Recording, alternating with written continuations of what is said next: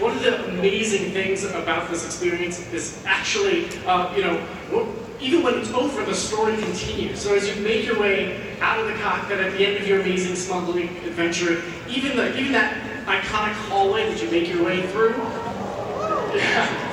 it's going to look different depending on how you fly. If you had a beautiful, clean run, that hallway's going to be in pristine condition. If you've banged into every possible thing there was to bang into and taken, a volley of laser blasts, lights are going to be broken, we're going to hear sparks flying, we're going to hear comm chatter about the incredible damage that you managed to cause to the ship.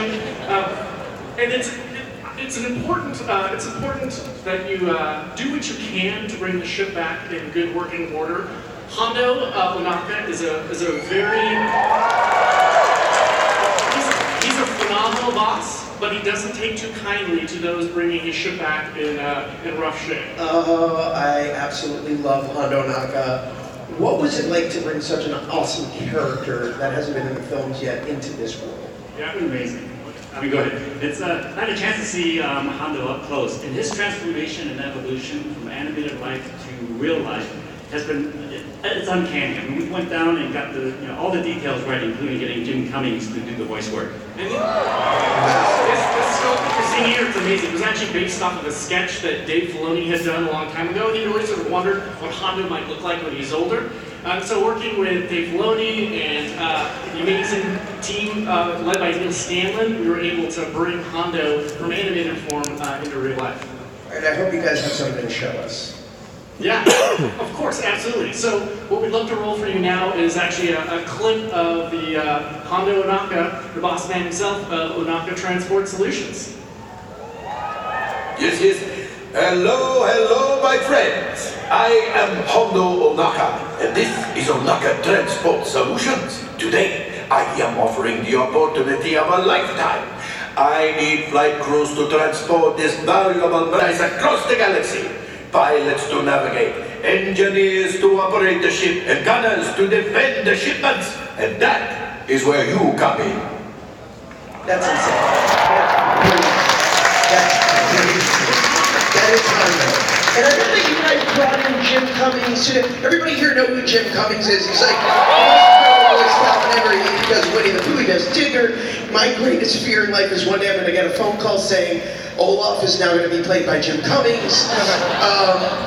But it's just insane. So I digress. Margaret, who else do we have? We've worked with so many incredible voiceover actors, and one of the ones that we definitely wanted to bring back for DJ Rex is Paul Rubens. So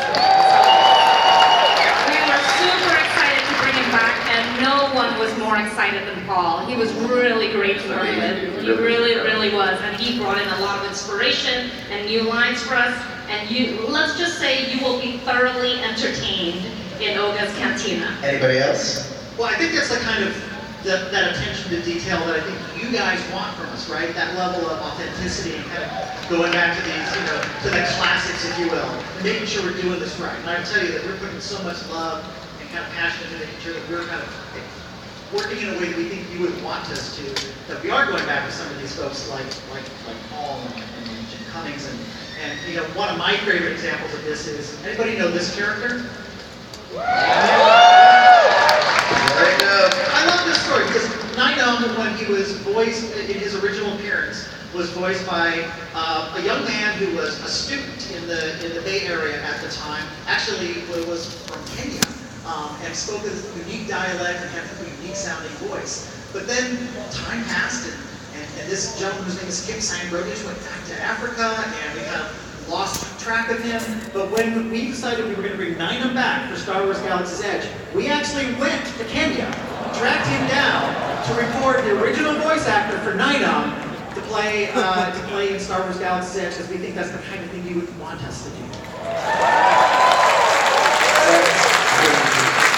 I love that you guys couldn't just call him on the phone and say, can you go to a recording studio? You all had to fly to Kenya. That's incredible. Why didn't you guys take me on any of these trips? Too young. Is there... I'm so sorry, man. There's other great people we have in this too, right? Because not every character that we hear is a character that we can see. sometimes those voices come to us from Maybe the Force? yeah. Yeah. Stop speaking in riddles. What are you saying to us? I think we're saying that, the Force is a very mysterious thing, and sometimes maybe Jedis from the past could visit us and be part of our experience. Specifically? Maybe a small green Jedi. Darth Maul? Yoda? Wait a second. Please tell me what I think I want to hear. Who is voicing Yoda for this attraction or this I world? think the name you're wanting to hear me say is Frank Oz. Oh! You guys are living the dream right now. Really amazing. It's incredible to work with the talent that's been pulled together for Galaxy's Edge. So it is a once-in-a-lifetime opportunity. It really is, and thankfully, because I think we're approaching this hopefully in a way that you guys will appreciate, we're getting the participation of all these people who have been such a classic part of making Star Wars. Another personal favorite of mine, and it wouldn't be a great Star Wars experience without the music of Star Wars. And so we've got John Williams. John has composed some amazing new music for Star Wars Galaxy's Edge. And I gotta tell you, the music itself feels like it's a character, the way it brings these experiences to life throughout our land. And I'm so excited about his participation in this. It's incredible that you guys also went to Kenya to get that footage. Yes, we did. Frank Oz, John Williams, how could this get any better? Well, Josh, as hopefully you can tell, everything that we've been doing in Star Wars Galaxy's Edge has been about trying to exceed all of your amazingly high expectations and our amazingly high expectations. And one of the key to making this a truly amazing experience is actually all of you. I mean, for the last 40 years, we've all been playing Star Wars in our backyard with cardboard boxes and rolled up toilet paper tubes as lightsabers. And we really, really wanted Star Wars Galaxy's Edge to be this ultimate Star Wars playground, a place where, if you want to, rather than, reliving, Luke's story or Leia's story, as Chris mentioned, a place where you can truly live your own Star Wars adventure, right? So, absolutely, there are folks who just want to come ride rides and enjoy the amazing food and merchandise, and that's totally okay. Space me. But for those who want to, right, we wanted there to be this opportunity for you to take on a persona, right, to become a member of the Resistance or the First Order or, a rogue scoundrel. So we've been working really, really hard on some amazing technology that will enable, this to really become a living land. Can you be more specific than this? I can be more specific, yeah. So one of the key ways that we're going to do this is through an app called the Play Disney Parks app. It's actually available for download now today. But coming soon will be your very own Star Wars data pad. So as guests come and visit us at Star Wars Galaxy's Edge, your mobile device gets transformed into this amazing in-story tool.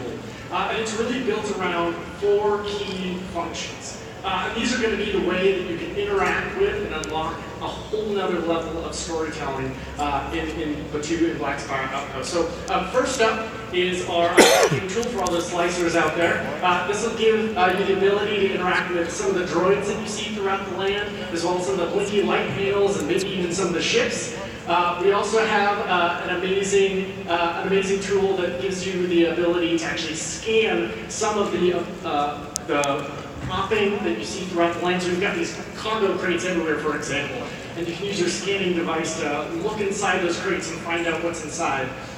We also have a translation device. So much of the text and the languages that we'll hear and see in Star Wars Galaxy's Edge is not in English, right? So this tool will allow us to understand what that airbrush sign actually says. Then lastly, we have a really great tuning tool that allows you to tune into the various satellite dishes and antenna arrays all throughout the land and actually eavesdrop on some of the amazing stories that Margaret, Matt, and the whole story team have been developing to give you this whole new layer of storytelling behind Blackspire's Outpost. Now, one other really fun way that guests can all play together and really sort of show your allegiance for either one side of the epic Star Wars battle or the other is through a game we call Outpost Control.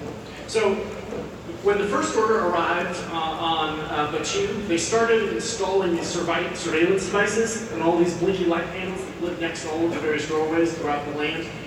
And obviously the Resistance doesn't love that, right? They don't love that idea. So as visitors to Black Spire Outpost, all of you will have the opportunity to decide who you want to help, right? Which side of this conflict you want to be on. And ultimately this game lasts up until one faction, either Resistance or the First Order, is successful in controlling most of those blips, and then the game begins again. It's just one of the really amazing ways that all of you will have an opportunity, if you want to transcend just being visitors to Black Spire Outpost, but to actually come, develop a persona and become inhabitants of this world. A world where, the choices that you make and the ways that you interact will ultimately affect the way that the story unfolds around you.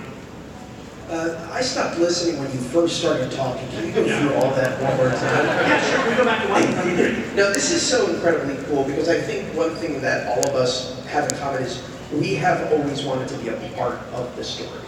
And this is giving us the opportunity to do just that. Yeah, there's so much more to come. I mean, we're just kind of touching the tip of the iceberg now. But you don't actually have to wait to visit Star Wars Galaxy's Edge to start being a part of the Star Wars story. Has anybody here actually been to the Star Wars Galaxy's Edge exhibit on the show floor here at Star Wars Galaxy's Edge? Has anybody here taken a moment to step inside one of our video recording booths, our fan confessionals, and record your Star Wars story? Well, I want to tell you, and if you haven't done it yet, you might want to go do that. We are going to take all those stories that you tell us about your relationship with Star Wars, about what Star Wars means to you, and we're going to collect those things, those stories, and we're going to put them in a holocron, very much like the one you see wheeling on stage. In fact, specifically like the one you see on stage. In fact, that one that you see on stage. We're going to collect all of your stories, we're going to put them in that holocron, and we're going to make them a part of Star Wars Galaxy's Edge. Because we can think of no better way to start the next 40 years of Star Wars storytelling than to base it on the love, the passion, the fandom that you all have, and make that the foundation of all the Star Wars stories we tell in the future. And we have so many ideas. We have so many ideas about what can happen at Black Spire Outpost, the stories that you guys are going to participate in, other things that we're going to tell through through publishing games and other films, media. We have a lot of plans for the kinds of stories that will be launched from this remote outpost on the edge of wild space. This is all amazing. Full disclosure, I told a little fib at the start of this panel when I said I did not get a chance to tour Star Wars Galaxy's Edge. What I meant to say was I did get a chance to tour Star Wars Galaxy's Edge. It is beyond your wildest dreams. It is the single most insane thing I've ever seen built in any park. And I'm not just saying this because they paid me to say it, although that's part of it. It really, the scale and scope of it, I don't think any of you guys are ready for. And more than anything, I just wish that they could see some of what I saw because it was incredible. Can they see some of what I saw?